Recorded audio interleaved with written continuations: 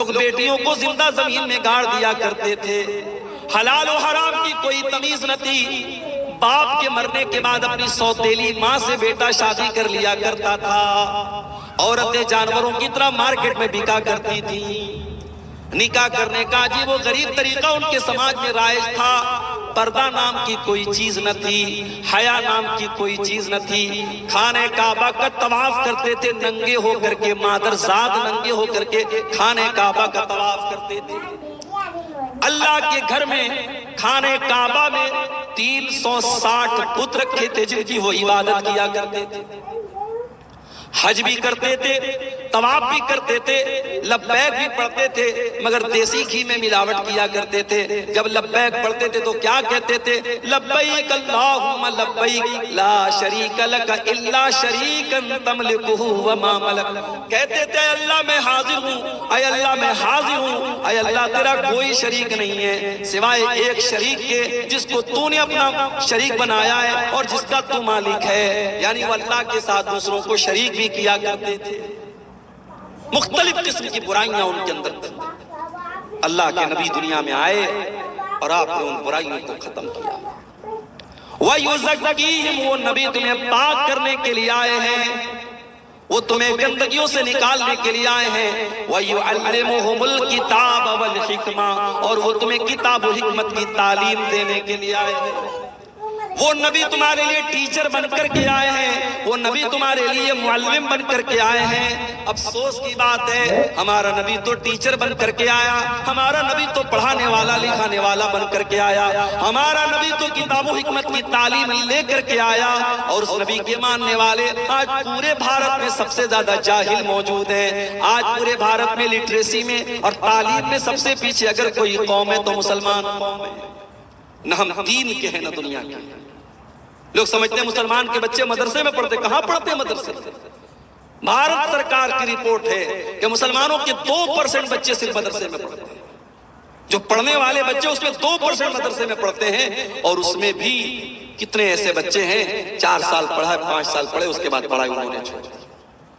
غور کرو میرے بھائیوں، جو نبی دنیا میں ٹیچر بن کر کے آئے، پڑھانے والے بن کر کے آئے، اور جس نبی کے اوپر قرآن کی پہلی آیت کی نازل ہوئی، اقرا بسم ربک الذی خلق، پڑھو اس رب کے نام سے جس نے پیدا کیا، آج اس نبی کے ماننے والے، اس نبی کا کلمہ پڑھنے والے آج جاہل ہیں۔ اور جاہل ہونے کا یہ نتیجہ ہے کہ آج پورے بھارت میں جس کا جو جی چاہتا ہے ہمارے ساتھ کرتا ہے۔ ابھی آپ نے دیکھا دلی کی سرزمین پر نماز پڑھی جا رہی ہے، اور ایک پولیس والا آتا ہے اور نماز کی حالت میں نمازیوں کو جوتا مار رہا ہے۔ میں نے پڑھا میڈیا میں کہ اس کے خلاف کارروائی بھی ہو رہی ہے، مگر آپ یہ دیکھیے کہ نفرت کس لیول تک پہنچ گئی۔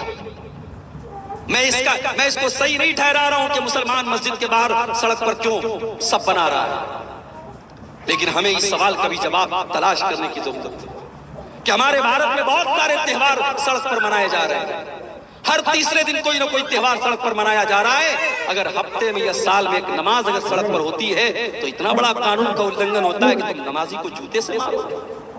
اس کا مطلب یہ ہوا اسلام کے دشمنوں کو اگر چڑ ہے تو آپ کی نماز سے، ان کو نفرت ہے تو آپ کے شاعر سے، ان کو نفرت ہے آپ کی عبادت سے، آپ کی نماز سے، انہیں آپ سے نفرت نہیں ہے۔ آپ اسلام چھوڑ دیں، آپ ان کے رنگ میں رنگ جائیں، آپ شرک کرنے لگیں، آپ ان کے بتوں کے آگے سجدہ کرنے لگیں، آپ ان کی نظر میں محبوب ہو جائیں گے۔ جب تک آپ نماز پڑھ رہے ہیں، اللہ کے آگے سر جھکا رہے ہیں، جب تک آپ کے اندر توحید ہے، آپ ان کی نظر میں برے بنے ہیں۔ حالات یہ ہیں، اور ہم صاحب کیا کر رہے ہیں؟ ہم یہ کر رہے ہیں صاحب کہ ہماری قوم ناچ گانے میں لگی ہوئی ہے۔ ابھی میں ایک علاقے میں تقریر کرنے گیا، پورا علاقہ اہل حدیثوں کا علاقہ ہے۔ مجھے لوگوں نے کہا مولانا آپ تقریر میں بیان کر دیجئے گا، یہاں شادی بیاہ میں ڈھول تاشا بجتا ہے، ناچ گانا ہوتا ہے۔ اہل حدیثوں کی بستی ہے، قرآن و حدیث پر چلنے کا دعویٰ کرنے والوں کی بستی ہے۔ کسی جھارکھنڈ کی سرزمین پر میں گیا تھا، اور وہاں لوگوں نے بتایا کہ ہمارے بستی میں جب شادی ہوتی ہے تو ناچ گانا بھی ہوتا ہے، ڈھول تاشا بھی ہوتا ہے۔ یہ حالات ہماری قوم کے ہیں میرے۔ ذرا غور کرو، جو نبی ہمیں گندگیوں سے پاک کرنے کے لیے آیا تھا اور جس نبی سے محبت کا ہم دعویٰ کرتے ہیں، اس نبی کے مقام کو کبھی سمجھا ہے میرے بھائیوں؟ وَيُزَكِّيهِمْ وَيُعَلِّمُهُمُ الْكِتَابَ وَالْحِكْمَةَ، ہم نے تم کو جو نبی دیا ہے وہ تمہیں پوتر کرنے کے لیے، پاک کرنے کے لیے آیا ہے، تمہیں قرآن سکھانے کے لیے آیا ہے، تمہیں حدیث سکھانے کے لیے آیا ہے۔ وَإِن كَانُوا مِن قَبْلُ لَفِي ضَلَالٍ مُبِينٍ، اس نبی کے آنے کے پہلے تم کھلی ہوئی گمراہی میں تھے۔ ایک صحابی اللہ کے نبی کے پاس آتے ہیں، اے اللہ کے نبی، میں نے اسلام لانے کے پہلے بہت سارے گناہ کیے ہیں، اے اللہ کے نبی کیا میرے گناہ سب کے سب توبہ سے معاف ہو جائیں گے؟ آپ نے فرمایا التوبۃ تعدم ما قبلها، توبہ سے پہلے تم نے جتنے گناہ کیے تھے، سچی توبہ کرنے کے بعد سارے گناہ معاف ہو جائیں گے۔ اے اللہ کے نبی، میں نے اپنے ہاتھوں سے اپنی بیٹی کو زندہ زمین میں گاڑا تھا، میں نے اپنی بیٹی کو دفن کیا تھا، اپنی بیٹی کو، اپنی معصوم بچی کو اپنے ہاتھوں سے قتل کیا تھا، اس کو گڈھے میں ڈالا تھا، اس کو قبر میں زندہ ڈال دیا تھا۔ اے اللہ کے نبی کیا میرا یہ گناہ بھی اللہ تعالیٰ معاف کر دے گا؟ صحابی بیان کر رہے ہیں، آنکھوں سے آنسو بہ رہے ہیں، اپنی معصوم بچی کو یاد کر کے رو رہے ہیں۔ نبی اکرم کی آنکھوں میں بھی آنسو آ گئے۔ آپ نے فرمایا اے میرے صحابی، الاسلام یہدم ما قبلہ